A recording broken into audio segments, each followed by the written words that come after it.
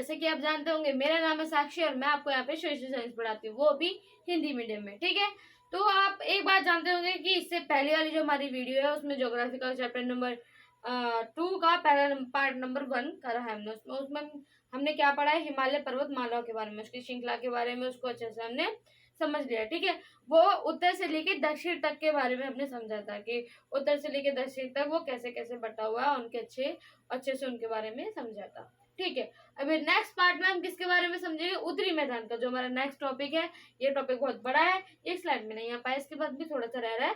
वो आकार के विभिन्नता के आधार पे वो एक चीज रह रही है, वो इसके बाद आएगी एंड देन ये वाला हमारा खत्म हो जाएगा, क्योंकि पहले वाला एक स्लाइड में आ गया था लेकिन ये नहीं आया।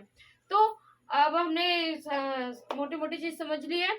अब हम बात करते हैं हमारे चैप्टर की। तो हमने क्या कहते हैं, इससे पहली वाली वीडियो में पढ़ लिया था कि जो हमारा नेक्स्ट टॉपिक है वो हमारा क्या कहते हैं, उत्तरी मैदान है। और जो हमने वहां पे विस्तार देखा था वो उत्तर से लेके दक्षिण के बीच में हो गया था। ठीक है, अब हम जो पढ़ेंगे वो होगा पश्चिम से लेके पूर्व तक में। ठीक है, तो अब हम समझते हैं कि हिमालय को पश्चिम से पूर्व तक स्थित क्षेत्रों के आधार पर भी विभक्त किया गया है। ठीक है, कि इन वर्गों को नदी घाटियों की सीमाओं के आधार पर किया गया है। जो ये वर्ग मतलब ये जो विभाजन हुआ है, पहले क्या ऐसा हुआ था कि हम देखते हैं कि जो हिमालय पर्वत है उसको 3 तरह में बांटा हुआ था। उसके 3 टाइप थे। एक तरीके से मान लो सबसे ऊपर वाले को हम हिमाद्री कहते थे, फिर हमारा हिमाचल आता था एंड देन शिवालिक आता था। बट अब जब ये हमने उत्तर से लेकर दक्षिण तक का विभाजन देखे था, अब हम पश्चिम से लेकर पूर्व तक का देखेंगे कि उसमें क्या है। ये होगा नदी घाटियों के बेसिस पे। घाटियां क्या होती है वो मैंने आपको ऑलरेडी समझा दिया था। अब हम पीछे वाली वीडियो में बहुत ज्यादा अच्छे से समझा है, एक बार उसको देखना। जो मतलब जो नए नए आए हैं उनको एक बार उस वाली वीडियो को देखना, उसमें आप अच्छे से समझ जाएंगे कि नदी घाटियां क्या होती हैं, पहाड़, ये पर्वत कैसे बने। पर्वत पहले इसमें मैंने ये भी समझा रखा है कि जो ये हिमाद्री है, शिवालिक है, हिमाचल है, ये बने तो बने कैसे, और ऊपर से घाटियां थी वो कैसे बनी। मैंने सब चीज उसमें अच्छे से समझा रखी है, एक बार उसको भी देख लें। ठीक है, तो मैंने उसमें समझा रखा है नदी घाटी क्या है, उसको देख लीजिएगा। अब मैं यहाँ पे सीधा समझाती हूँ कि नदी घाटों के बेसिस पे हुआ है तो कैसे कैसे हो रखा है। देखो, सिंधु तथा सतलुज, पहले एक चीज बोलना चाहूंगी कि पहली जिसकी मतलब जो हम पहले पढ़ा हमने, सिंधु तथा सतलुज, जिसकी एंडिंग होगी ना, फर्स्ट की जिससे एंडिंग होगी, सेकंड की उसकी स्टार्टिंग होगी, उसी से उसकी स्टार्टिंग होगी। तो हम इसको स्टार्ट करते हैं, सिंधु तथा सतलुज। सिंधु तथा सतलुज के बीच स्थित हिमालय के भाग को पंजाब का हिमालय कहा जाता है। ठीक है, हमने इसमें यहाँ क्या समझा कि सिंधु से लेके सतलुज के बीच में जो स्थित हिमालय का भाग है उसको पंजाबी हिमालय कहा जाता है। उसके बाद सतलुज तथा काली। अभी आप ये मत समझिएगा कि जो ये काली और सतलुज ये नदियों के बारे में बात हो रही है, ये जो नदियां हैं यही काटती होंगी और क्या कहते हैं घाटियां बनाती होंगी, नहीं, ये खाली क्या कहते हैं नाम दिए हुए हैं उनको। ठीक है, मुख्य नदी के तौर पे एक तरीके से भूगोलिक आधार पे इन्होंने नाम दे रखे हैं भागों को। ठीक है, बट जो बेसिकली जो नदियां घाटियां हैं, मतलब जो नदी है जो घाटियों को काटती हैं, वो नदी ये नहीं है जो इनको खाली नाम दे रखा है, लेकिन जो नदी घाटियां जो रियल में काटती हैं वो उनका नाम यहाँ पे मेंशन नहीं है। आपके एनसीईआरटी में ऑलरेडी नहीं दे रखा है तो मैं वो भी नहीं पढ़ा रही हूँ। इसमें खाली इतना दे रखा है कि हाँ देखो यहाँ से लेके यहाँ तक के स्थान को पंजाब हिमालय कहा रखा है, यहाँ से लेके यहाँ तक इतना बोल रखा है। तो मैं वो चीज समझाती हूँ आपको। ठीक है, पर मैंने ये चीज जरूर समझा दी है कि ये वो नदियां नहीं है जिसके कारण मतलब घाटियां जिनमें इन्होंने काटा हो। ठीक है, वो ये नहीं है। ठीक है, जो काटती है वो कोई और नदियां हैं और इनको खाली एक भूगोलिक आधार पे ठीक है नाम दे रखा है। तो हम समझते हैं आगे कि सतलुज तथा सिंधु के बीच स्थित हिमालय के हिस्से को पंजाब का हिमालय कहा जाता है। इसके एंडिंग हुई सतलुज से, नेक्स्ट स्टार्टिंग होगी सतलुज तथा काली से। सतलुज तथा काली के बीच के हिस्से को हम कुमाऊं हिमालय कहते हैं। उसके बाद काली से एंडिंग हुई, नेक्स्ट स्टार्टिंग होगी काली से। काली तथा तीस्ता नदी के बीच के हिमालय हिस्से को हम नेपाल हिमालय कहते हैं। फिर उसके बाद तीस्ता, इसकी स्टार्ट एंडिंग हुई तीस्ता से, नेक्स्ट स्टार्टिंग होगी तीस्ता से। तीस्ता तथा दियांग के जो बीच का हिस्सा है उसको क्या कहते हैं, असम हिमालय कहा जाता है। हमने ये चीज समझ लिया। अब मैं इसको याद करने का ट्रिक बताती हूँ। सबसे पहली बात, सिंधु तथा सतलुज, ये जो सिंधु तथा सतलुज है इसको तो आप यूं ही पंजाबी हिमालय याद कर लोगे। क्यों? क्योंकि जब यहाँ पे आओगे ना आप तो आपको आराम से याद हो जाएगा कि पंजाब हिमालय, और पंजाब के मैदान से आपको पंजाबी हिमालय याद हो जाएगा। ठीक है, बात आई हमारे काली सतलुज तथा काली के बीच के हिस्से को, इसको आप ऐसे याद कर सकते हो, कहाँ से काली, कहाँ से कुमाऊं। ठीक है, काली तथा तिस्ता, तिस्ता है, तिस्ता से नेपाल। मुझे पता नहीं क्यों जब भी मैं तिस्ता पढ़ती थी ना, मेरे मन में अपने आप पे क्लिक करता था कि हाँ नेपाल, नेपाल हिमालय की बात हो रही है। तो वही तिस्ता से मुझे ये चीज याद हो जाती थी, आपको भी याद हो जानी चाहिए। नहीं होती तो आपको एक चीज ये याद करनी पड़ेगी। उसके बाद हम बात करते हैं तिस्ता तथा ध्यान, ध्यान की हम बात करते हैं तो हमारे मन में क्या आता है, ब्रह्मपुत्र। इससे पहले वाले चैप्टर में मैंने अच्छे से समझाया है कि ब्रह्मपुत्र और सिंधु क्या है। तिब्बत से निकलती है, जो हमारी सिंधु है वो क्या कहते हैं, पश्चिम की ओर बहती है, और जो हमारी ब्रह्मपुत्र है वो पूर्व की ओर बहती है। ठीक है, शायद मुझे लगता है कि मैंने उस वाली वीडियो में जो है डायरेक्शन गलत बता दी, तो कोई बात नहीं, मैंने इस वीडियो में करेक्ट कर देती हूँ कि जो हमारी ब्रह्मपुत्र है वो पूर्व की साइड बहती है, और जो सिंधु है वो क्या कहते हैं, पश्चिम की साइड बहती है। दोनों निकलती कहाँ से है, क्या कहते हैं, तिब्बत से निकलती है, और सिंधु को इंग्लिश में क्या कहते हैं, इंडस वैली इंडस कहते हैं। और क्या कहते हैं, यहाँ से हमारी ब्रह्मपुत्र निकलती है, और ये आती कहाँ से, एंटर कहाँ से करती है इंडिया में, ये अरुणाचल प्रदेश से एंटर करते हैं, यू शेप का मोड़ बनाते हुए। ये नहीं ऐसा, ये यू को ऐसे लिटा दोगे ना तो वैसा यू शेप का मोड़ बनाते हुए इंडिया में प्रवेश करती है। और जब ये प्रवेश करती है ना तब इसको ध्यान बोलते हैं। लेकिन इसका ब्रह्मपुत्र नाम बताऊँ कहाँ पड़ता है, असम में पड़ता है। ये पिछले चैप्टर की बात है जो मैं इसमें बता रही हूँ, और अच्छे से मैंने ऐसा बता रखा है उसमें कि असम में जाके उसका नाम है क्या कहते हैं, ब्रह्मपुत्र पड़ता है। तो उसी से हमें याद हो गया कि देखो जो दिहांग होती है, मतलब जो ब्रह्मपुत्र है हमारा, बेसिकली जो दिहांग है उसका नाम कहाँ पे जाके ब्रह्मपुत्र पड़ता है, असम में। तो इससे याद हो गया क्या, दिहांग और असम हिमालय। ठीक है, तो मैंने उसको याद करने का भी आपको बता दिया, नदी घाटियों के बेसिस पे हुआ। लेकिन जो क्या कहते हैं, इन क्या कहते हैं, नदी घाटियां काटती हैं जो, वो नदी घाटियों का नेम नहीं दे रखा यहाँ पे, उनका नाम दे रखा है क्या कहते हैं, जो भौगोलिक आधार पे, ठीक है, नाम बता रखा है। लेकिन जो रियलिटी में जो नदियां घाटियां नदी घाटियों को काटती हैं, वो क्या कहते हैं, उनका नाम नहीं यहाँ पे मेंशन। ओके, अब हम बात करते हैं उत्तरी मैदान की। उत्तरी मैदान के बारे में हम समझते हैं कि उत्तरी मैदान 3 मुख्य प्रणाली सिंधु, गंगा और ब्रह्मपुत्र तथा इनकी सहायक नदियों द्वारा निर्मित है। जो उत्तरी मैदान वो बना कैसा है, उत्तरी मैदान देखो, पहले मैं आपको समझाना चाहूंगी कि जैसे हमारे हमने देखा ना, उत्तर, फिर उत्तर में हिमाद्री, फिर हिमाचल, फिर शिवालिक, ऐसे था। फिर उसके बाद अभी हमने ऐसे ऐसे वाला विभाजन देख लिया, पश्चिम से लेकर पूर्व तक, सतलुज से लेकर सिंधु के बीच के हिमालय को पंजाब हिमालय, फिर सतलुज से लेकर काली तक का कुमाऊं, फिर उसका कहते हैं काली से लेके तिस्ता से नेपाल, और तिस्ता से लेके दिहांग का असम। ठीक है, तो यहाँ से लेके यहाँ तक गया, उसके हिस्से को ये कहा जाता है, हमने वो समझ गया। अब पश्चिम से देख लिया, उत्तर से लेके दक्षिण देख लिया। अब हम उत्तरी मैदान को समझते हैं, जो कि वो स्पेस भी क्योर करता है अपने में, जो जैसे हिमालय में आते हैं वो भी। ठीक है, तो मैंने ये चीज आपको समझा दिया। और ये बना किस कारण, किस चीज से, सिंधु, गंगा तथा ब्रह्मपुत्र और उनकी सहायक नदियों द्वारा निर्मित है। खाली इनसे ही नहीं बना, इनकी सहायक नदियों द्वारा बना है ये। ठीक है, इसका विस्तार 7 लाख वर्ग किलोमीटर तक का है। जो इसका विस्तार है वो 7 लाख वर्ग किलोमीटर तक का है। इसकी जो लंबाई है वो 2400 किलोमीटर है। इसकी जो लंबाई है वो 2400 किलोमीटर। जैसे हमने देखा था कि जो हिमालय पर्वत थे उनकी जो लंबाई थी वो 24 किलोमीटर थी, वैसे इसकी भी 2400 किलोमीटर है। उसके बाद हम इसकी बात करते हैं कि यह मैदान मुख्य रूप से जलोढ़ मृदा का बना हुआ है, क्योंकि जो ये नदियां हैं इसको बार बार आती रहती है ना, तो ऐसे तो नहीं बंद हो गई है बहना, अभी भी बहती हैं इसकी सहायक नदियां, और ये तो इस वजह से इसको बार बार उपजाऊ बनाती रहती है। तो ये बहुत ज्यादा जलोढ़ मृदा का बना हुआ है, मतलब यहाँ पे कृषि करना बहुत ईजी है। ये तो आप खुद भी बना सकते हो। देखो जलोढ़ मृदा है, मतलब उपजाऊ मिट्टी बहुत ज्यादा उपजाऊ होगी, एक ही पॉइंट बन गया। यहाँ पे कृषि करना बहुत आसान होगा, यहाँ पे आबादी बहुत ज्यादा होगी। भाई जहाँ देखो, जहाँ पहले लोग क्या करते थे, कृषि करते थे ना, तो बस यहाँ पे आबादी ज्यादा होगी, तो बस वही चीज है यहाँ पे लिखी हुई है। और नेक्स्ट पॉइंट है कि भारत की लगभग 1/4 जनसंख्या यहाँ रहती है। बात खत्म। एक ये भी हो गया हमारा, लो घनी, बहुत ज्यादा घनी आबादी है, ये भी लिख सकते हो। 1/4 जनसंख्या रहती है, वो भी लिख सकते हो। उसके बाद हम बात करते हैं कि इसको 3 भागों में बांट कर रखा है। ठीक है, भागों में बांट कर रखा है उत्तरी मैदान को, जैसे मध्य भाग, पूर्वी भाग और पश्चिम भाग। और वैसे आकृति की विभिन्नता के आधार पर इसको 4 भागों में बांटा गया, जो इसके नेक्स्ट स्लाइड में हम पढ़ेंगे। तो अब इसको समझते हैं कि उत्तरी मैदान को 3 भागों में बांटा गया है। मध्य भाग को हम पंजाब का मध्य भाग को गंगा का मैदान कहा जाता है, पश्चिम भाग को पंजाब का मैदान कहा जाता है, पास है पश्चिम, पास है पंजाब। ठीक है, उसके बाद आप बात करते हैं पूर्वी भाग को ब्रह्मपुत्र का मैदान कहा जाता है। अब इसको अच्छे से हम यहाँ पे समझते हैं। ठीक है, तो मध्य भाग के बारे में बात करते हैं सबसे पहले हम, यानी मध्य भाग मतलब गंगा का मैदान, जो कि गंगा के द्वारा ही बना हुआ है। मध्य भाग, उत्तरी मैदान के मध्य भाग को गंगा का मैदान कहा जाता है, जो कि गंगा और उसकी सहायक नदियों द्वारा निर्मित है। मतलब जो उत्तरी मैदान है उसके मध्य भाग को आप मैप पे देखेंगे ना, तो क्या कहते हैं, इधर वाले भाग को ब्रह्मपुत्र का मैदान कहा जाता है, जो कि असम और उसकी पूर्वी राज्यों के साथ में है।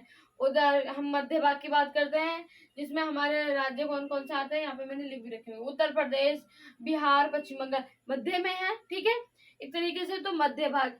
फिर इधर की बात कर लेते हैं हम, पश्चिम वगैरह, इधर क्या आता है, पंजाब वगैरह है ना, आपने देखा होगा। तो इधर पश्चिम के भाग की बात करें तो वही पंजाब और हरियाणा वगैरह इधर आ जाते हैं।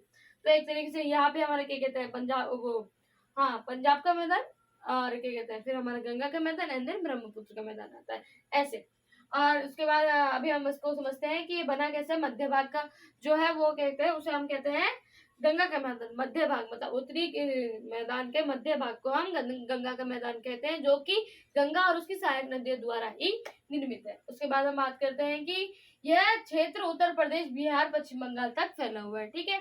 उसके बाद हमें कि बाढ़ से हर साल नई मिट्टी हो जाती है, जिसके कारण यहाँ की मिट्टी बहुत ज्यादा उपजाऊ रहती है। यहाँ पे बाढ़ आना बहुत आम सी बात है, तो यहाँ पे जैसे बाढ़ वगैरह आती है ना, तो यहाँ की जो मिट्टी है वो कहते हैं बहुत ज्यादा उपजाऊ रहती है। मिट्टी क्या कहते हैं, नई मिट्टी आती रहती, भाई वो धुल गई, दूसरी नई मिट्टी आ गई है, जो पुरानी तो धुल गई, नई मिट्टी आ रही है, जिसके कारण यहाँ पे बहुत ज्यादा उपजाऊ बनी रहती है।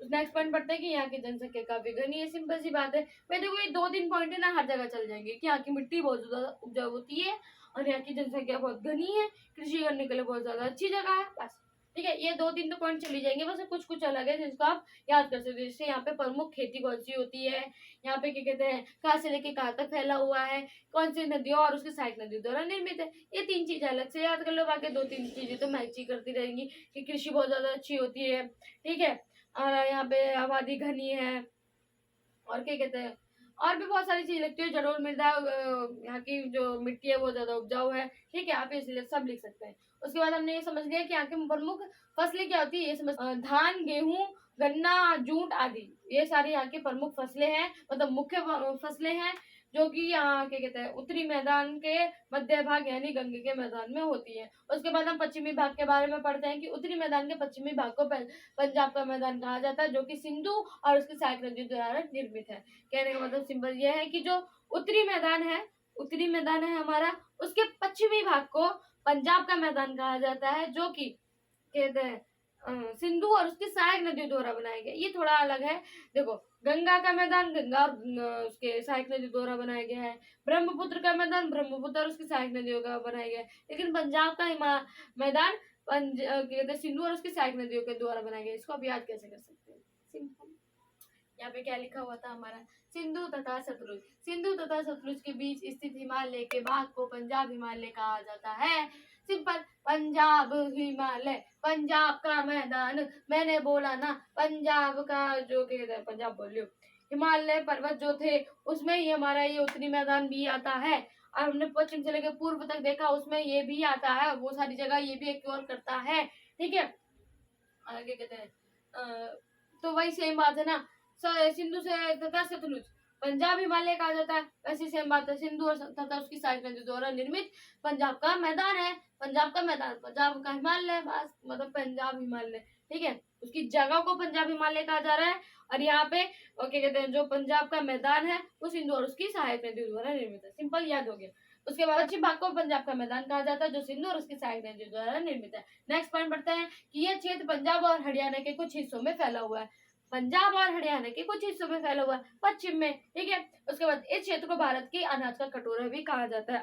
अलग पॉइंट है, थोड़ा याद करेंगे तो याद करो इसको, ताकि अलग पॉइंट है, ये नहीं है कि जैसा हर जगह क्षेत्र, थोड़ा अलग भी रखो, ठीक है, कि इस क्षेत्र को भारत का अनाज का कटोरा भी कहा जाता है। मतलब नेक्स्ट पॉइंट है, मैं नेक्स्ट पॉइंट इसलिए बोलती हूँ क्योंकि मैं कितने भूल जाती हूँ, भाई मैंने कितने पॉइंट लिखे हैं, अब मेरे को ये थोड़ी ना 4th पॉइंट है, 5th पॉइंट है, 6th पॉइंट है, इसलिए मैं नेक्स्ट पॉइंट बोल देती हूँ, ठीक है। ये गेहूं और चावल की खेती के लिए बहुत प्रमुख है, ठीक है। यहाँ पे जो प्रमुख खेतियां जो होती है वो गेहूं और चावल होती है। नेक्स्ट पॉइंट लिखिए, कृषि के अलावा यहाँ के उद्योग भी काफी विकसित है, जैसे टेक्सटाइल आदि।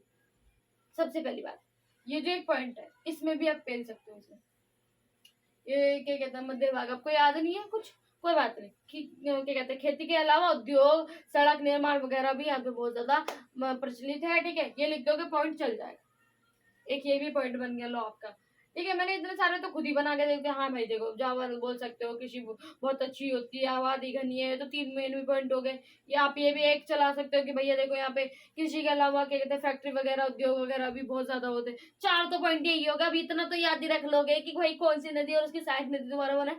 5 से ज्यादा तो पूछा ही नहीं जाएगा ये, अगर पूछ भी लिया तो। उसके बाद हमने ये समझ लिया पश्चिमी मैदान क्या होता है, वो समझ लिया। पूर्वी भाग को समझते हैं कि पूर्वी भाग, पश्चिमी भाग को समझ लिया, मध्य भाग को समझ लिया। पूर्वी भाग को समझते हैं कि उत्तरी मैदान के पूर्वी भाग को ब्रह्मपुत्र का मैदान कहा जाता है, जो कि ब्रह्मपुत्र और उसकी सहायक नदियों द्वारा निर्मित है। यह असम और मतलब एक चीज तो हमने समझ ली कि जो क्या कहते हैं हमारा उत्तरी मैदान है, उसका जो कहते हैं पूर्वी हिस्सा है, पूर्वी भाग जो है वो ब्रह्मपुत्र का मैदान कहलाता है। ब्रह्मपुत्र का मैदान कहलाता है, जो कि ब्रह्मपुत्र और उसकी सहायक नदी द्वारा ही निर्मित है। ठीक है, तो ये चीज हमने समझ ली। उसके बाद हमें समझते हैं कि कहाँ से लेके कहाँ तक फैला हुआ। इसको समझ लिया पश्चिम का मैदान था, तो इसलिए पश्चिम में है।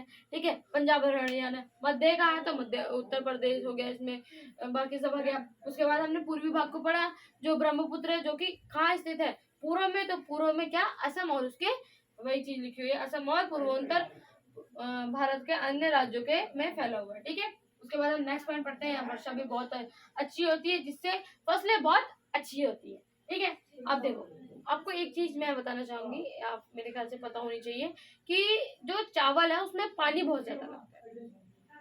चावल को उगाने के लिए पानी बहुत चाहिए।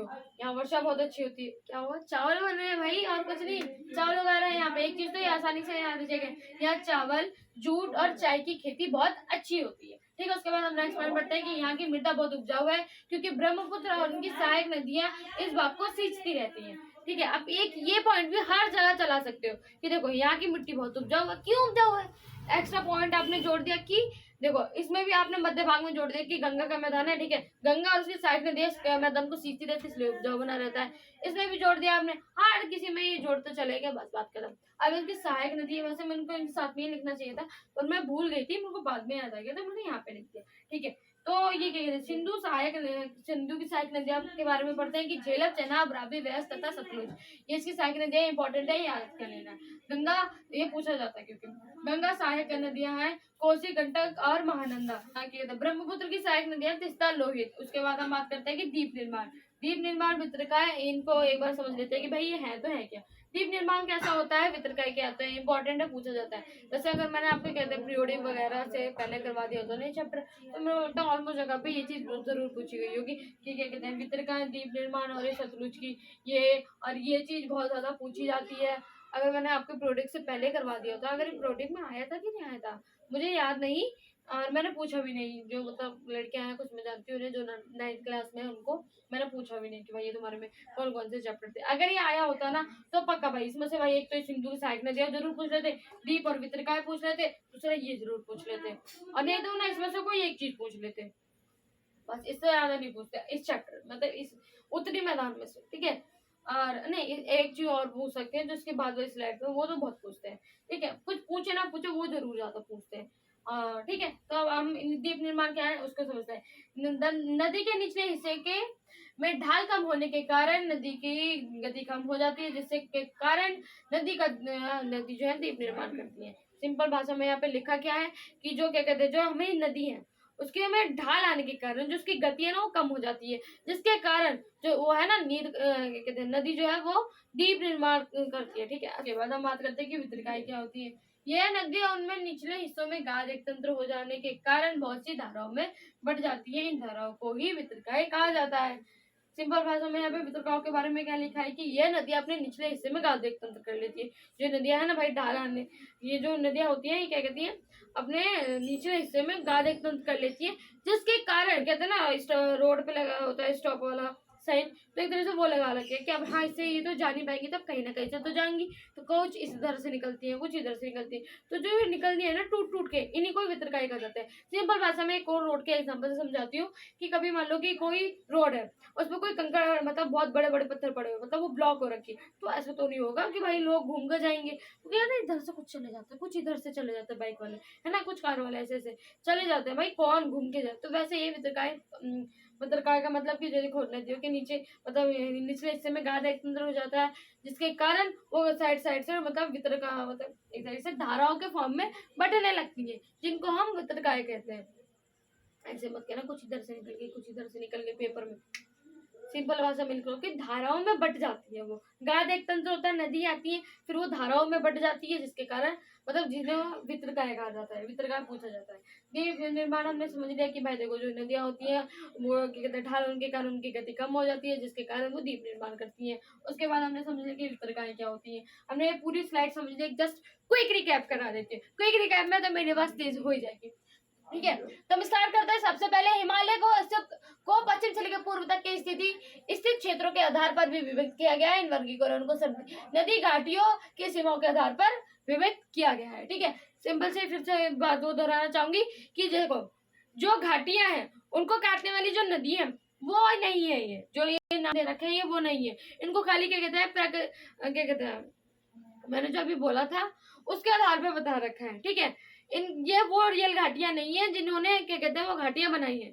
काटने मतलब घाटियां कैसे बनती हैं, नदी जो काटती है भाई गाद को, एक तंत्र हो जाता है जो उसको काटती है, वो घाटियां ही होती है ना। तो काटने वाली जो नदियां हैं वो ये नहीं है। ठीक है, ये खाली क्या कहते हैं भूगोलिक आधार पे एक तरीके से नाम दे रखे हैं। ठीक है, जो प्रमुख नदी होती है उनकी, तो हम समझते हैं कि जो नदी घाटियों के बेसिस पे जो नाम दे रखे हैं और मतलब उस हिस्से को जो नाम दे रखे हैं वो उनको समझते हैं कि सिंधु तथा सतलुज के बीच में पंजाब हिमालय आता है। सतलुज और सिंधु से आपको क्या याद रहेगा, पंजाब हिमालय क्यों रहेगा, क्योंकि मैंने यहाँ पे जस्ट अभी पढ़ाई की जो क्या कहते हैं पंजाब का मैदान है वो सिंधु और उसकी सहायक नदी द्वारा निर्मित है। ठीक है, तो वैसे ही यहाँ पे आपको याद रहेगा सिंधु तथा सतलुज के बीच के हिस्से को पंजाब का हिमालय कहा जाता है। फिर मतलब इसकी एंडिंग होगी सतलुज से, तो नेक्स्ट स्टार्टिंग होगी सतलुज से। सतलुज तथा काली के बीच को कुमाऊं कहा जाता है। काली से लेकर तिस्ता तक की नेपाल कहा जाता है। तिस्ता से लेकर तिहांग तक को असम कहा जाता है। ध्यान कैसे याद रहेगा कि जब ब्रह्मपुत्र जो होती है मतलब क्या कहते हैं तिब्बत होती है, वहां से जब हमारी निकलती है और पूर्व की साइड जब वो बहती हुई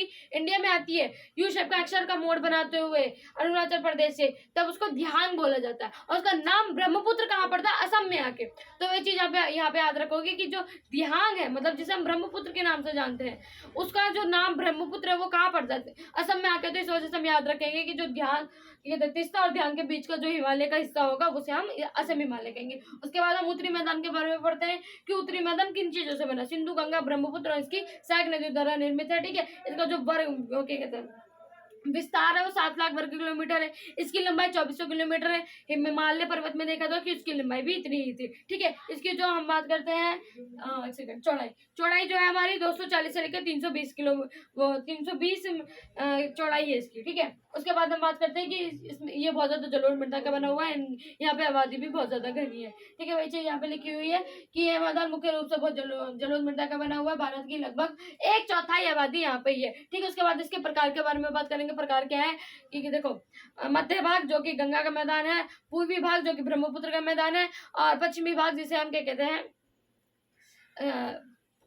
क्या है ये पंजाब का मैदान, सॉरी मुझे पंजाब का मैदान यानी पश्चिम मैदान पश्चिमी आ रहा था, कोई बात नहीं। ठीक है, पश्चिमी जो भाग है उसको पंजाब का मैदान कहा जाता है, मध्यम भाग जो है उसे गंगा का मैदान कहा जाता है, और क्या कहते हैं हमारा पूर्वी भाग है उसे हम ब्रह्मपुत्र का मैदान कहते हैं। सिंपल फॉर्म में बताना चाहूँ कि जो ये कहते हैं मध्य भाग है ये क्या कहते हैं गंगा का मैदान कहा जाता है, और ये बना भी गंगा और उसकी सहायक नदी द्वारा है। सिंपल सी फॉर्म मतलब जो 2-4 पॉइंट जो हम हर किसी में पहन सकते हैं वो ये है कि यहाँ पे आबादी बहुत घनी होती है, जलोढ़ मृदा है, और यहाँ पे क्या कहते हैं जलोढ़ मृदा है, और क्या कहते हैं यहाँ की मिट्टी बहुत ज्यादा उपजाऊ होती है। क्यों होती है, जो गंगा और उसकी सहायक नदी है वो बार बार क्या कहते हैं बाढ़ आती है, जिसके कारण वो क्या नई मिट्टी ले आ देती है, जिसके कारण यहाँ की जो क्या कहते हैं मृदा है वो ज्यादा उपजाऊ रहती है। ठीक है, हमने समझ लिया। और क्या कहते हैं यहाँ पे कुछ प्रमुख फसलें होती है, जैसे गेहूं हो गया हमारा, धान हो गया, क्या कहते हैं गन्ना हो गया, जूट हो गया, ये सारी प्रमुख कुछ क्या कहते हैं फसलें जो यहाँ पे होती है।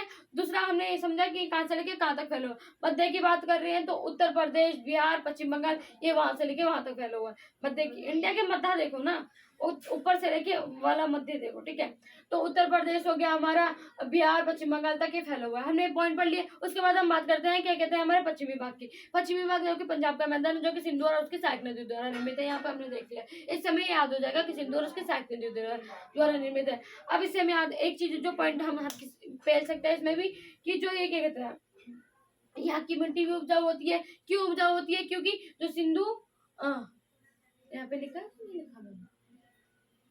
हाँ, जो ये क्या कहते हैं पश्चिम का भाग है, कहाँ से लेके कहाँ तक फैला हुआ है, ये क्या कहते हैं पंजाब से लेके हरियाणा तक के क्षेत्रों तक में फैला हुआ है। ठीक है, ये जो भारत है इसको अनाज का कटोरा भी कहा जाता है, थोड़ा अलग पॉइंट है ये। उसके बाद यहाँ पे चावल और गेहूं की कहते हैं उत्पन्न मतलब प्रमुख फसलें हैं यहाँ पे। ये यहाँ की भी फसल वो कहते हैं जमीन बहुत ज्यादा उपजाऊ होती है। क्यों? जो कि इसके नदियां हैं, उसकी सहायक नदियां उसके द्वारा सहायक मतलब जो नदी है उसकी सहायक नदी है उसके द्वारा ये क्या कहते हैं बार बार उपजाऊ होती रहती है। उसके बाद हमने यहाँ पे पढ़े कृषि के अलावा यहाँ के उद्योग भी काफी विकसित है, जैसे टेक्सटाइल, ये चीज आप इसमें भी फेर सकते हैं। ठीक है, हमने समझ लिया। फिर पूर्वी भाग को समझते हैं, यानी कि ब्रह्मपुत्र का मैदान। ब्रह्मपुत्र का मैदान, पूर्वी भाग को ब्रह्मपुत्र का मैदान कहा जाता है, जो कि ब्रह्मपुत्र और उसकी सहायक नदियों द्वारा निर्मित है। ठीक है, उसकी सहायक नदी द्वारा निर्मित है। और कहाँ असम से लेके पूर्व जितने भी राज्य हैं वहाँ मतलब पूर्व के राज्यों तक ये फैली हुई है। ठीक है, और उसके बाद हम बात करते हैं कि कहाँ से लेके कहाँ तक फैली हुई, वो भी समझ गया। यहाँ पे आबादी बहुत ज्यादा घनी होती है, यहाँ पे वर्षा बहुत ज्यादा होती है। वर्षा आप जानते होंगे कि चावल जो एक ऐसी फसल जो है हमारी, उसको क्या कहते हैं पानी की बहुत ज्यादा जरूरत पड़ती है। तो यहाँ पे चावल की फसल, चाय की फसल और एक फसल और थी, क्या थी, जूट, चाय जूट और हमारी क्या कहते हैं चावल, ये बहुत ज्यादा यहाँ पे होता है क्योंकि यहाँ पे वर्षा बहुत ज्यादा अच्छी सी होती है। हमें ये याद हो गया, प्रमुख फसलें भी याद हो गई, वर्षा भी बहुत ज्यादा अच्छी होती है, उपजाऊ भी मैदान है ये। और क्या कहते हैं कहाँ से लेके कहाँ तक फैला वो भी हमने पता कर लिया। इसकी हाँ भाग सकते हमने पढ़ लिया। उसके बाद यहाँ पे हमारे क्या कहते हैं पूर्वी भाग खत्म हो गया, सहायक नदियों को पढ़ते हैं। सिंधु की सहायक नदियां झेलम, चनाब, रावी, व्यास तथा सतलुज है। और हमारी गंगा की सहायक नदियां कोसी, गंडक, महानंदा, ब्रह्मपुत्र की तीस्ता, लोहित है। नदी दी पवित्रताएं क्या होती है, जब नदियां के बीचों में ढाल आने लगती है, रास्ते में ढाल आने लगती है, जिसके कारण उनकी गति कम हो जाती है। इसी कारण वो नदी और द्वीपों का निर्माण करते हैं। वितरकाय की बात करते हैं कि वितरकाय वो होती है जो नदियां होती है अपने क्या कहते हैं रास्ते में गाद तंत्र कर लेती है। वैसे तो है कि नदी गायब भी हो जाएगी वहां से, नहीं, गाद तंत्र कर लेती है तो धाराओं में बढ़ जाती है, छोटी छोटी धाराओं में बढ़ जाती है, और जो धाराओं में बढ़ती है उन्हें ही वितरकाय कहा जाता है। तो यहाँ पे हमने सब चीज समझ ली। सबसे ज्यादा पूछे जो क्वेश्चन जाते हैं, जैसे नदी द्वीप के बारे में पूछ लिया, वितरकाय के पूछ लिया, सिंधु की सहायक नदियां पूछ ली। ठीक है, ये चीज पूछ ली। ठीक है कि भाई क्या कहते हैं नदी घाटे की बेसिस पे भाई बताओ कि कैसे कैसे वो विभाजित हो रखा है, कौन से हिमालय कहाँ है, वो पूछ लिया। ठीक है, ये चीज पूछी जाती है, ये दो चीज। और सिंधु की सहायक नदियां पूछ ली तो पूछ ली। उसके बाद उत्तरी मैदान क्या कहते हैं ये पूछा जाता है। और क्या पूछ सकते हैं वो बताती हूँ, देखो, या फिर इन तीनों को अलग अलग पूछ लो। ठीक है, कि उत्तरी मैदान के मध्यम भाग के बारे में बताओ, या पश्चिम भाग के पूर्वी भाग के बारे में बताओ। नहीं तो वरना क्या कहते हैं, या फिर एक बार या ये भी पूछ सकते हैं कि पूरे ही पूछ ले, आपको ज्यादा नंबर में पूछ ले। ठीक है, पूछा क्या जा सकता है मैंने वो बता दिया, पूछा ही जाता है वो भी बता दिया, पूछा ही जाता है वो भी बता दिया, जो पूछा जा सकता है वो भी बता दिया। ठीक है, तो यहाँ पे हमने ये चीज समझ लिया। अब हम उत्तरी मैदान को आकार के आकृति पे भी ना विभिन्न किया गया है 4 भागों में। ठीक है, बाबर खादर उन सबको भी इसके बाद हम समझते हैं, और वो भी समझते हैं कि वो इम्पोर्टेंट, वो तो है ही इम्पोर्टेंट, ताकि उसके बाद ये जो हमारा चैप्टर है वो खत्म हो जाएगा। तो मतलब सॉरी चैप्टर बोल रही हूँ, ये टॉपिक खत्म हो जाएगा। तो हमें हमने ये सारी चीज समझ ली। अब हम समझते हैं कि उत्तरी मैदान के आकृति विभिन्नता के आधार पर उसको कैसे विभाजित किया गया और किन किन चीजों में विभाजित किया गया। चलिए अब हम देखते हैं कि जो उत्तरी मैदान है उसको आकृति के आधार पे कैसे कैसे विभाजित कर रखा है। तो वही चीज हमारी हेडिंग आ जाती है कि आकृति विविधता के आधार पर विभाजन। ठीक है, कि उत्तरी मैदान को 4 मुख्य भागों में बांटा गया है। सबसे पहला हमारा भांगर, फिर खादर है, फिर हमारा भाबर है, फिर तराई है। ठीक है, तो हम पहले भांगर के बारे में पढ़ते हैं और खादर के बारे में पढ़ते हैं। यह मैदान का सबसे पुराना भाग है, जो भांगर है हमारा, ये सबसे ज्यादा कहते हैं पुराना भाग है उत्तरी मैदान का। मतलब आकृति के हिसाब से बात करें कि एक तरीके से समझाना चाहूँ कि यहाँ पे देखो क्या कहते हैं, जो हमारा वो क्या कहते हैं खादर है, इसके पास पानी आता है तो ये क्या कहते हैं उपजाऊ रह रहा है। लेकिन जो खादर है इसके बहुत पीछे हमारे भांगर है, तो इसके पास जो ये पानी वगैरह, जो जल मिट्टी वगैरह वो नहीं आ रही, जिसके कारण उपजाऊ बन पाए। तो यहाँ पे उपजाऊ वगैरह कुछ नहीं है, सूखा वगैरह पड़ा हुआ है, तो इस वजह से ये क्या कहते हैं कम उपजाऊ है। और ये पुराना भी है, और ये नया है क्यों, क्योंकि बार बार धुलता रहता है और नया है ये। उसके बाद हम बात करते हैं कि यह मैदान का सबसे पुराना भाग है। इसमें कठोर एवं मतलब कठोर मतलब यहाँ की मिट्टी कैसी है, मृदा कैसी है वो बता रहे हैं कि यहाँ पे कठोर और ऊपर से चिकनी जरूर मृदा है। ठीक है, यहाँ पे कैसी है, कठोर और चिकनी जरूर मृदा पाई जाती है। यह कंकड़ पत्थर व कैल्शियम कार्बोनेट के कंकड़ भी मिलते हैं। यहाँ पे क्या कहते हैं कंकड़ पत्थर और कैल्शियम कार्बोनेट, जैसे आप जानते होंगे, वो भी उसके कंकड़ भी यहाँ पे कंकड़ भी मिलते हैं। उसके बाद हम बात करते हैं कृषि की दृष्टि से यह कम उपजाऊ है, और क्या कहते हैं, ये नदियाँ की मतलब जो बाढ़ की सीमा है, मतलब जो नदियाँ हैं उसकी जो सीमा है उसमें तो हमारा खादर है, और उसके पीछे कहीं हमारा जाके क्या कहते हैं ये भांगड़ है। तो ये बहुत दूर है नदी की सीमा से। तो वही चीज़ यहाँ पे लिखी हुई है कि यह नदियों की बाढ़ की सीमा के ऊपर पाया जाता है, नदियों की बाढ़ की सीमा के ऊपर पाया जाता है। ठीक है, तो हमने ये चीज भांगर क्या है वो समझ लिया। खादर क्या है कि इसे नए जलोढ़ क्षेत्र कहा जाता है, इसे नया जलोढ़ क्षेत्र कहा जाता है। हर साल नदियां बाढ़ मतलब हर साल जब नदियों में बाढ़ आती है तो इसकी मिट्टी जमा मतलब इसमें नई मिट्टी जमा कर जाती है, वही जो पुरानी होती है वो लेके चली जाती है, नई मिट्टी आ जाती है। तो इस वजह से ये बहुत ज्यादा उपजाऊ भी है। बार बार बाढ़ आती है, इसकी जो पुरानी मिट्टी है धुल जाती है, नई मिट्टी आती है, इस वजह से उपजाऊ होती है। यहाँ पे जो गेहूं मतलब फसलें जो होती है वो है कि गेहूं, धान, गन्ना आदि ये सब यहाँ की पैदावार है।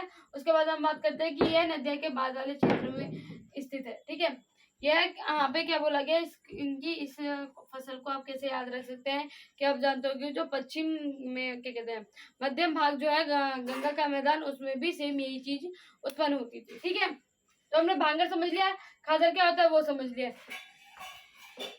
और यहाँ ये जो है यह नदियों के बाढ़ के क्षेत्र में स्थित है। ठीक है, उसके बाद हम बात करते हैं आगे कि भाबर क्या होता है। सबसे पहले देखो जो ये भांगड़ है और ये खादर है, आप जो ये पॉइंट लिखे हैं इनको पढ़ोगे। इससे मैं एक चीज और बताना चाहूंगी कि जो स्लाइड है जो आपको दिख रही है, आपको ऐसा नहीं करना है कि स्टॉप करके आप लिख रहे हैं। ठीक है, तो मैं पहले बता देती हूँ कि जो स्लाइड है इसकी फोटो मैं लास्ट में अपने वीडियो में शो कर देती हूँ ऑलरेडी, तो वहां से लिख लेना। और एक बार मैं बोलना जरूर चाहूंगी कि अगर आपको समझ में नहीं आ रहा है कि क्या लिखा है तो लास्ट में जो फोटो दी हुई है उसको एक बार पढ़िएगा। उसको पढ़ने के बाद दोबारा से वीडियो देखेंगे, आपको सब समझ में आ जाएगा कि क्या हो रहा है चैप्टर में और क्या नहीं हो रहा है। ठीक है, तो हमारे उत्तरी मैदान के टॉपिक में हम अभी तो फिलहाल भांगड़ और खादर पढ़े। भांगड़ और खादर में तो ये पॉइंट चल जाएंगे, लेकिन जो भाबर है, भाबर का जो एनसीईआरटी का पॉइंट तो ये है। ठीक है, ये एनसीईआरटी के मैंने 2 लिखे और थोड़े अलग से जैसा क्या कहते हैं बेसिक में वो मैंने ये चीज लिखी है। आपकी मर्जी, आप एकदम एनसीईआरटी वाला लिख दो या फिर क्या कहते हैं वैसे छोटे छोटे पॉइंट लिख दो। ठीक है, तो हम बात करते हैं कि भाबर की ये नदियां पहाड़ के उतर कर ये नदी पहाड़ से उतर कर बड़े बड़े कंकड़ और पत्थर जमा करती हैं। ठीक है, उसके बाद हम बात करते हैं कि यह क्षेत्र बंजर होता है। ठीक है, एक तरीके से। और क्या कहते हैं ये जो क्षेत्र है ये कृषि के लिए बहुत अनुपयुक्त है कि भाई यहाँ पे क्या कहते हैं कंकड़ पत्थर जमा हो रखे हैं एक तरीके से, तो ये जो है कृषि के लिए बहुत अनुपयुक्त है। और जो ये क्या कहते हैं एक तरीके से आप सिंपल भाषा में समझे कि जो ये भाई पत्थर वगैरह है इससे बहुत बड़ी क्या कहते हैं चट्टान से समझ लो वो बना देते हैं। तो वही चीज यहाँ पे लिखी हुई है कि भाबर क्षेत्र नीचे ही इस मतलब जो भाबर क्षेत्र है इसके नीचे जो क्षेत्र शुरू होता है ना वो तराई क्षेत्र है, तो इसलिए मैंने इसके बाद में इसको लिखा है। मेरा मानो तो आप ये वाला जो एनसीईआरटी वाला है ना ये ज्यादा लिख लो, ज्यादा चीज समझ में आएगा आपको। पहले तो ये एक पॉइंट समझ लो, देखो जो नदियां पहाड़ से उतरते टाइम क्या होते हैं बहुत सारे अपने साथ में कंकड़ और पत्थर है वो जमा कर देती है। ठीक है, एक समझ लिया आपने। अभी आपको ये चीज समझ में आ जाएगी कि नदी पर्वतों से नीचे उतरते समय शिवालिक की ढाल पर 8 से 16 किलोमीटर की चौड़ी पट्टी की गुटिका का निक्षेप करती है और इसे भाबर के नाम से जाना जाता है। मतलब एक बहुत बड़ी पट्टी बनाती है, मतलब लंबी लंबी मतलब कंकड़ और पत्थर जमा करके वैसे बना देती है, जिसके कारण जो नदियां अब भाई नदियां आएंगी तो भाई वो उसमें आके क्या कहते हैं वो जगह तो है नहीं कहीं से कि इधर से थोड़ा चले जाए, तो बहुत बड़ी है ना, तो इस वजह से अब वो क्या कहते हैं इसमें आके विलुप्त हो जाती है। अब भाई ऐसा तो नहीं गायब भी हो जाएंगी, अब वो दोबारा कहीं ना कहीं निकलेंगी ना, तो वही हमारा तराई है। इसके बाद जो तराई शुरू होता है कि सभी नदियां इस भाबर पट्टी में आकर विलुप्त हो जाती है, मतलब क्या कहते हैं विलुप्त हो जाती है तथा दक्षिण में पुनः निकल आती है और नम्न अवैध दलदली क्षेत्र का निर्माण करती है जिसे तराई कहा जाता है। और ये कृषि के लिए अच्छा होता है, ये कृषि के लिए अच्छा नहीं है। ठीक है, और ये कृषि के लिए अच्छा है। ये मैं एक और बार एक्सप्लेन करना चाहूंगी कि देखो जो नदियां हैं उस भाबर पट्टी में आके विलुप्त हो जाती है, गायब हो जाती है और दोबारा इसी के दक्षिण में मतलब नीचे की साइड दोबारा निकल आती है। और जब वो दोबारा निकलती है ना तो वहाँ पे दलदली और नम्न जैसे क्षेत्र का उत्पादन करती है और उस क्षेत्र को ही तराई कहा जाता है। ठीक है, तो आपने तराई क्या होता है वो समझ लिया, भाबर क्या होता है वो समझ लिया। नदी द्वारा लाई गई कंकड़ पत्थर बड़े मोटे मोटे लंबी लंबी कतार में लग गए हैं, इसके कारण जो हमारी नदियां हैं वो नहीं जा पा रही हैं, वहां से नहीं जाती है, वो विलुप्त होकर दोबारा दक्षिण में मतलब उसके नीचे से दोबारा निकलती है। तो अपने भाबर और तराई और खादर और भांगड़ के बारे में समझ लिया। भांगड़ खादर क्या होता है एक बार जस्ट क्विक रिकैप कर लेते हैं कि भाई देखो ये बहुत ज्यादा पुराना हिस्सा है। ठीक है, और ये कहते हैं जो बाढ़ वाला हमारा स्थल सीमा उससे ऊपर स्थित है। पुराना हिस्सा है, मतलब यहाँ पे क्या कहते हैं जो कृषि है वो भी अच्छी नहीं है होती, मतलब यहाँ पे जो मिट्टी है वो कम उपजा हुआ है। यहाँ पे ना देखो कैल्शियम कार्बोनेट के कंकड़ पाए जाते हैं, और क्या कहते हैं यहाँ की जो मिट्टी है वो क्या कहते हैं चिकनी, मतलब चिकनी क्या था, चिकनी जलोढ़ मिट्टी है, और कठोर कठोर में चिकनी जलोढ़ मिट्टी पाई जाती है यहाँ पे। तो हमने क्या कहते हैं भांगड़ तो पढ़ लिया कि भाई पुरानी चीज है ये। अब नई चीज के बारे में पढ़ते हैं जो भाई एकदम जो हमारी नदी है उसके जस्ट बगल में जो उसकी सीमाओं से अटैच जो हमारे कहते हैं वो खादर है, कि भाई बार बार बाढ़ आती है वहाँ पे, तो जाके उसकी जो मिट्टी है ऊपर की वो धुल के चली जाती है और दूसरी मिट्टी आ जाती है, जिसके कारण जो वो मैदान है जगह है वो बहुत ज्यादा उपजाऊ रहती है। तो यही चीज है इसमें पढ़ लिखा है कि भाई जो ये जगह है वो उपजाऊ बनी रहती है। क्यों बनी रहती है? क्योंकि भाई जो नदियां वो बाढ़ के साथ में जो पुरानी मिट्टी ले जाती है और नई मिट्टी को छोड़ जाती है। तो ठीक है, यही चीज यहाँ पे लिखी कि भाई ये नया जलोढ़ क्षेत्र है, भाई यहाँ पे कहते बाढ़ आती है जिसके कारण उपजाऊ बनी रहती है, बहुत ज्यादा उपजाऊ क्षेत्र है। यहाँ पे कृषि बहुत अच्छी होती है, कुछ चीज जो फसलें ज्यादा अच्छी होती है जैसे हम धान गेहूं आदि को जानते हैं वो ज्यादा अच्छा होता है। ठीक है, ये क्या कहते हैं बाढ़ वाले क्षेत्र के बहुत पास में है। ठीक है, यह नदी के बाढ़ वाले क्षेत्र में स्थित है।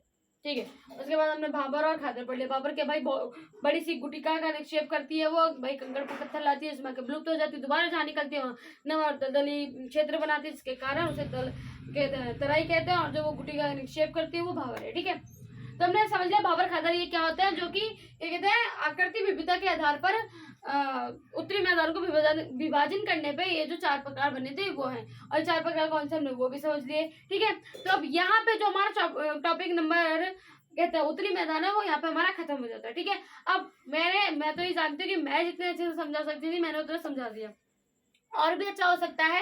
अगर कोई गलती हुई है तो आप वो मुझे बता सकते हैं, कमेंट बॉक्स खाली है उसमें कमेंट कर दीजिएगा, जो भी गलती हुई है वो बता दीजिएगा। मैंने इतने एफर्ट्स लगाए, 2-3 घंटे लगते हैं एक स्लाइड को लिखने में। ठीक है, तो जब मैं इतने एफर्ट्स लगाती हूँ तो उसके बदले में मैं भी चाहूंगी कि भाई आप मेरे वीडियो को लाइक करें, सब्सक्राइब करें, शेयर करें, कमेंट करें, जिससे मेरा भी मोटिवेशन बना रहे, मैं आपसे जुड़ी रहूं, आपको मेरी जो वीडियो है ये टाइम टू टाइम मिलती रहे, और ऐसी मैं आपसे जुड़ी रहूं और आपके लिए ऐसी वीडियो लाती रहूं।